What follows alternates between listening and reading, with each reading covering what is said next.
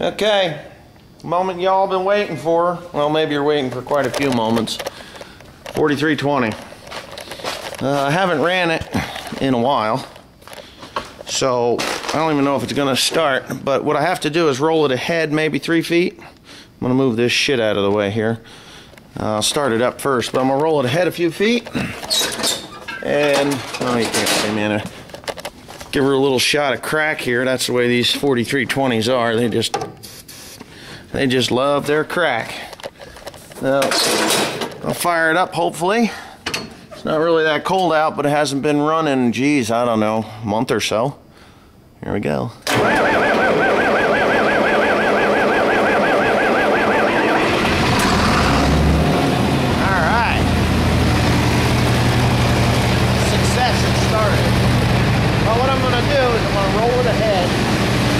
About where that go-kart engine is. I got to get that crap out of the way, and then I'm going to start to take the hood and everything off and roll the ass end away from the front end and see how that goes. Take you along with me. Alright, I got enough room here behind the tractor that I can get my jack in underneath there, you see, up and underneath the transmission where the oil would come out is where I got to run that jack to, and all I got to do is roll it back maybe 3 feet, 2-3 feet, and we should be good. So I'll sweep the floor up here a little bit underneath, and I'll start taking sheet metal and other stuff. All right, hood's off. Slightly dirty. Of course, before I put the hood and everything back on, I'll have to pressure wash it. But yeah, it's pretty simple to split. Everything is right here. All these hoses and stuff, they should come apart right here. If they don't come apart here, they come apart over here, and it just comes apart that way. The priority valve there, it just pops off, and the wiring harness is there. I'll get over the other side. It's not really that hard. The 4430 is a lot easier to split than this one, but yeah, just wires and stuff. That's the the thermostat water temperature there, thermocoupler. This gizmo here, that's just for the ether injector, which I never use anyway. These wires here will have to be disconnected from the solenoid there, the starter solenoid. So yeah, that's what I got to do next. But I'm going to have to unhook the batteries. So then it's just these bolts, boom, boom, boom, boom, boom, all the way around, and right there's another nut there that has to come off. I'll pull the step off because it's just going to be in the way if I don't. So that's what I'll be doing now. Getting some more done here. Pulled that battery box off of there. Loosened up this supply line to the main, or to the front pump on the tractor, and I took the battery out. I think I just said that twice now, but no big deal. Anyway, being that's done, I got all the battery disconnected. This hose or this line will just slide forward. I don't need to take it off the front pump. I'm probably not going to take the step off just for the fun of it. I might though, I don't know. Yeah, so everything's disconnected here. I taped these hot lines just because I didn't undo the battery right away. I wasn't going to drain the coolant, but I'm going to have to pull this thermostat out of here. So I'm probably just going to reach up in here and get the water temperature gauge and just pop that out of there and then throw it over the top so I'm not leaking coolant all over the place. Got to go over the other side now and see what I got over here to come off, because yeah, there's probably another line here, like a return line, but I don't see one. I have a brake line here. That's got to get disconnected. That used to go up through the frame, but you know, as years go by and get tired of fishing them out, I just put that brake line in there. So anyways, yeah, that's about it. I'm pretty much ready to just pop these lines here off, and that wire there goes through to the other side, but that's safe. I disconnected the oil pressure line that's here, and so yeah, all I gotta do is this line, fish my way up front here and grab this line here, where right there's one, and this one here, and disconnect that. And I believe this one here is the one that's all the way right there. Yes. yeah, so that's what I got to do there, and then I will start to remove these bolts here. You can't hardly see them because it's not very light in here, and yeah, get them apart, and she'll roll backwards. I'll throw her in neutral, and that'll be that. All right, next step was to get the stands down. That's so when I separate the clutch housing there from the front, from the engine housing, it don't go pivoting on the front wheels, because some guys would take a block of wood and just stick it there, but then the whole engine, it could flop side to side, which isn't good. So, and John Deere does make a part that goes under there, some kind of a front end stand, but, well, I've done this many times, and it's really not that big a deal, but I've had these chunks of channel iron for years and years, and that's what they're for, is to make that stand. So anyways, I guess the next step is going to be to get this thermostat out of here, or not the thermostat, but yeah, not the thermostat, the thermocoupler, or whatever you want to call it there, the temperature gauge up top there. Still not sure whether I'm just going to pop it out there and put a plug in. I think that's what I'm going to do, is just plug it, and we'll see what happens there. It'd be easier anyway, because then the whole thing would go together, you know, forward. And I've got plugs, so it's not really that big a deal. Alright, well, let's see what happens. Alright, we're down to the last thing to do before we tear it apart, and that is the main bolts. You hold it in there. Everything else is disconnected. I'm going to see if I can find my son. He was getting firewood, Timothy was, and yeah, so when he gets back up here, I should be ready to roll it apart. And I'll just need him to move some wires and stuff. That's about it.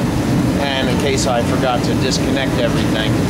But I'm just going to work on getting these bolts out of here, and then we should be good to go. Okay, we're down to the last couple of bolts, and then they'll all be loosened up. This guy here's got to come out. You can't see it, but it's right down by the breather. I believe it's a 15/16. I don't know if oh no, it's 3/4. It's a 3/4, Tim. Take that. Right there. Oh, it's a 1/2-inch bolt. We're going to pop that bad boy off of there, and then they will all be loosened up. Timothy's getting the other one on the other side, and we'll just take the bolts out. I got the jack underneath there. I got the stands there. It's kind of going to be a hairy job, because I got to move that up a little bit first before I go ahead and finish splitting. Hold up on that, Tim. All right, everything's apart. Tim's taking out the last bolt now. Right there. The tractor is technically in 2 pieces. Oh, look at that. Ain't down on the stand yet. So what I'm going to do is I'm going to go to the back of the tractor, and I'm going to work that, well, I'll have Tim work that jack up and down a little bit. Just up a little bit.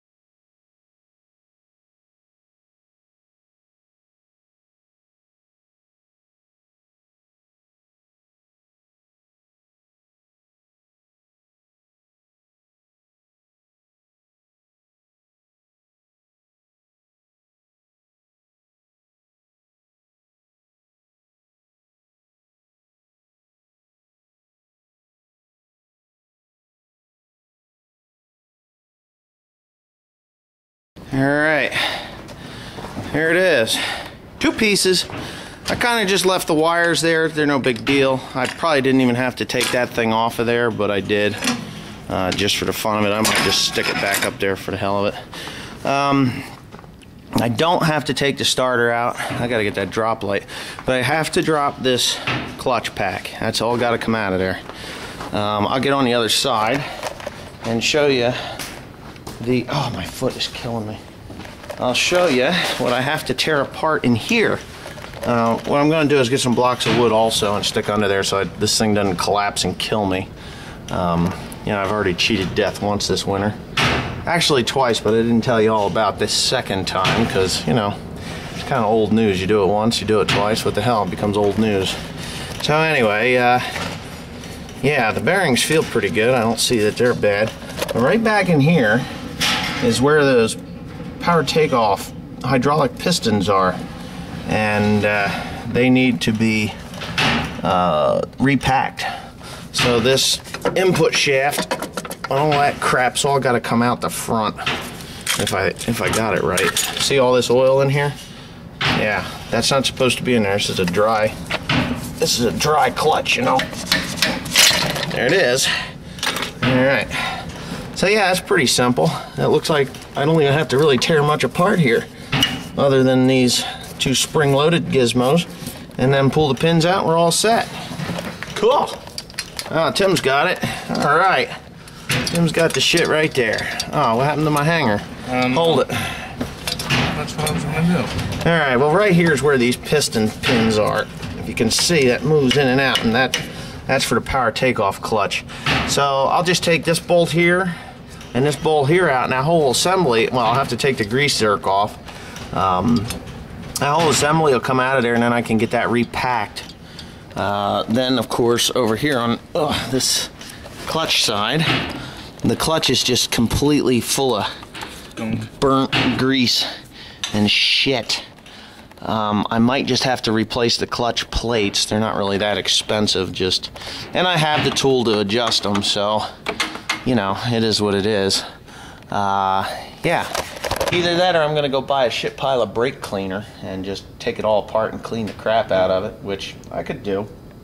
Yeah, but yeah, so right now we got the tractor apart, and really wasn't that much of a job. What do you think? Maybe an hour or so? Maybe an hour and a half to tear it apart. It really didn't take long. Oh, and the pilot bearing on the end of this input shaft, you have to replace that because it's a sealed bearing. You can't grease it, and it has a tendency to go south on you if you don't do it right. And it's in the front there on the flywheel. So this flywheel's coming off. I probably should just pull that flywheel off right now. It's not that big a deal. Yeah, because I have to replace the main seal.